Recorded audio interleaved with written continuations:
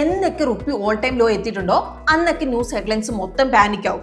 Imported inflation കൂടും, economy പ്രഷറാണ്, rupee ഇനി എത്രത്തോളം താഴേക്ക് പോകും. എന്നാൽ നിങ്ങളിവിടെ മനസ്സിലാക്കേണ്ട ഒരു കാര്യം ഇതാണ്, ഈ ഒരു സിറ്റുവേഷനിൽ ചില ഹിഡൻ വിന്നേഴ്സ് ഉണ്ട്. ഇപ്പം ഡോളർ റുപ്പി എങ്ങനെ സ്ട്രെങ്തൻ ആകുമ്പോൾ ചില ഇന്ത്യൻ കമ്പനികൾക്ക് അതൊരു ചലഞ്ച് അല്ല, അത് അവർക്കൊരു ഓപ്പർച്യൂണിറ്റി ആണ്. അപ്പോൾ ഇവിടുത്തെ ലോജിക് സിമ്പിൾ ആണ്. ഗ്ലോബൽ മാർക്കറ്റിൽ ഇന്ത്യൻ എക്സ്പോർട്ട് കൂടുതൽ കോമ്പറ്റേറ്റീവ് ആവും. പിന്നെ ഡോളർ റവന്യൂ റുപ്പിയിലേക്ക് കൺവേർട്ട് ചെയ്യുമ്പോൾ ഏർണിങ്സ് ഇവിടെ കൂടുതലാവും. അതായത് സെയിം ഡോളർ ഇൻകം തന്നെ എന്നാൽ റുപ്പീസിൽ പ്രോഫിറ്റ് ഇവിടെ കൂടുതലാവും. അപ്പോൾ ഈ ഒരു സ്പേസിലെ ഒരു മെയിൻ സെക്ടറാണ് ഫാർമ. 2025 ഫൈനാൻഷ്യലിൽ ഇൻഡസ്ട്രി റവന്യൂന്റെ 54% എക്സ്പോർട്ടിൽ നിന്നാണ് വന്നത്.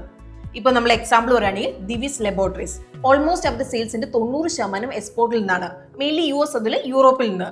അപ്പോൾ കമ്പനി ലാർജ്ലി അൺഹെഡ്ജ്ഡ് ആണ്. അപ്പോൾ അതുകൊണ്ട് തന്നെ റുപ്പി വീക്കാകുമ്പോൾ അത് ഡയറക്റ്റ് ആയിട്ട് കമ്പനിയുടെ മാർജിനും പ്രോഫിറ്റിനെയും സപ്പോർട്ട് ചെയ്യും.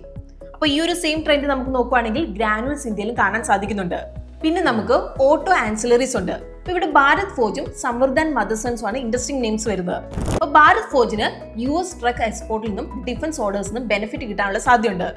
പിന്നെ വരുന്ന ടെക്സ്റ്റൈൽസ് ആണ്. അപ്പോൾ ഇവിടെ സെക്ടറിന്റെ ഓവറോൾ എക്സ്പോർട്ട് ഷെയർ 21% മാത്രമാണ്. എന്നാൽ എക്സ്പോർട്ട് ഫോക്കസ് പ്ലേസ് ആയ ഗോകുൽദാസ് എക്സ്പോർട്ടും അതുപോലെ KPR മില്ലിനും ബെനിഫിറ്റ് നമുക്ക് കാണാം. എന്നാൽ നിങ്ങളോട് ഒരു കാര്യം മനസ്സിലാക്കണം, റുപ്പി ഡിപ്രീസിയേഷൻ എന്നൊരു ടെമ്പററി സപ്പോർട്ട് മാത്രമാണ്. ലോങ് ടേമിൽ ഒരു കമ്പനിയുടെ ഗ്രോത്ത് തീരുമാനിക്കുന്നത് അവരുടെ ഫണ്ടമെന്റൽസും കമ്പനിയുടെ എക്സിക്യൂഷനും ആണ്. സോ നിങ്ങളുടെ അഭിപ്രായത്തിൽ ഏതാവും അധികം ബെനിഫിറ്റ് കിട്ടാൻ സാധ്യതയുള്ള കമ്പനി, അത് നിങ്ങൾക്ക് താഴെ കമന്റ്സിൽ നമ്മളോട് ഷെയർ ചെയ്യാം.